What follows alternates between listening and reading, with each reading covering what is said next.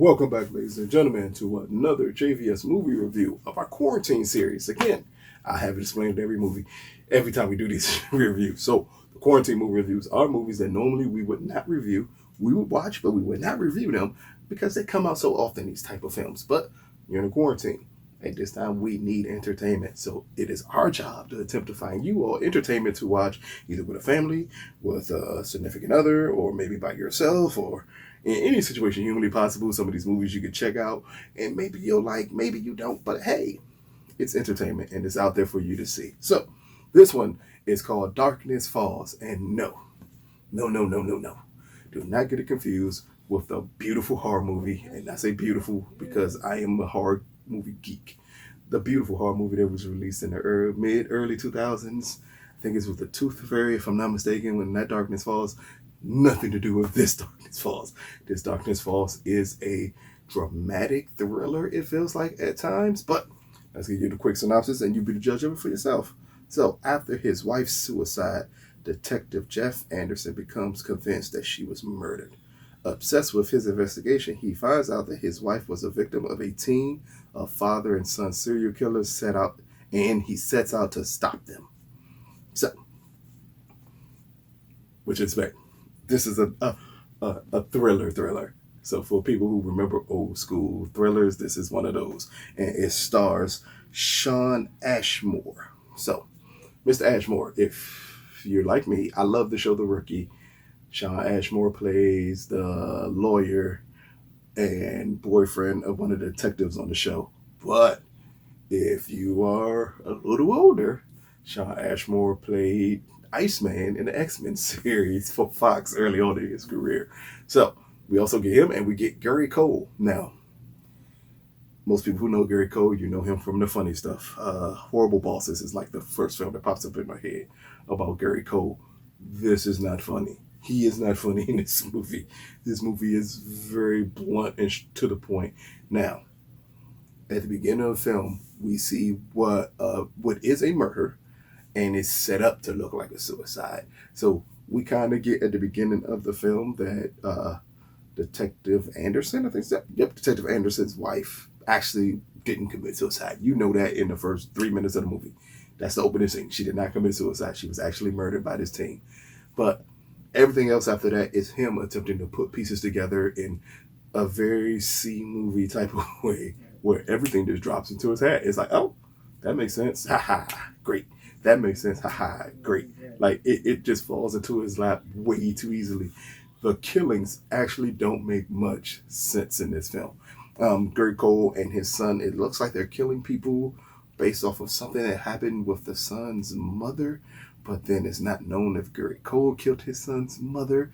It just, at times, it bleeds all together. This, again, is a C-rated thriller. It is nothing about this original. At times, they attempt to set the tone properly, but it still doesn't work the way you need a film like this to work. I know a couple of our quarantine movie reviews I've said before, like, sometimes the quality is so good, you wonder why this wasn't in theaters. This is not the case with this one.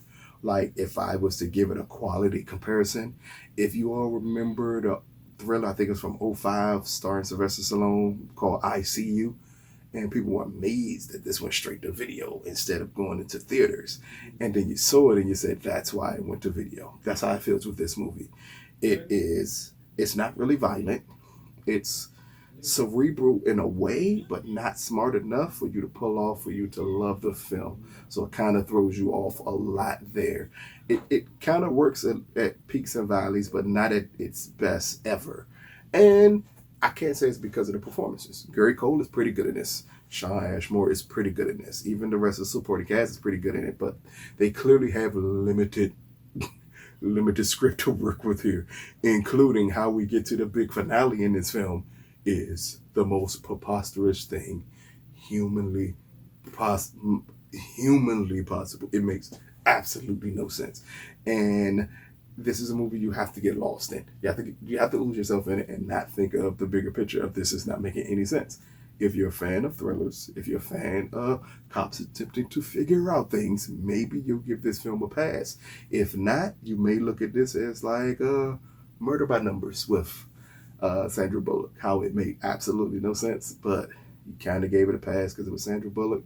This one, you're going to kind of give it a pass because you have nothing else to see. It's not a star in it to make you do that same pass thing. But here we are again. Darkness Falls. Again, not the horror movie from 2005. I keep on saying, in my head it's stuck like 2005 is when Darkness Falls, the horror movie, came out. No, this is the 2020 thriller, Darkness Falls. And out of a possible 10, I am going to give it a 3.5 out of 10. There is not a performance in here good enough to elevate it to a 4.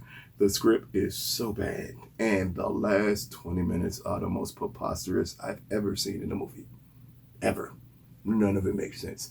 After the lead character does something he does at that mark of the film, you're just stuck and be like, wow, that's the most idiotic thing you could have ever done. And they try to push it past them to make you really care, and at that point you're lost.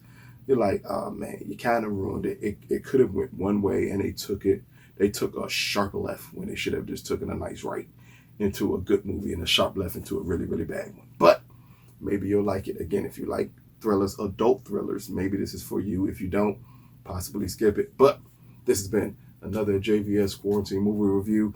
Darkness Falls, currently available on VOD. Everywhere humanly possible you can find it. Peace, people.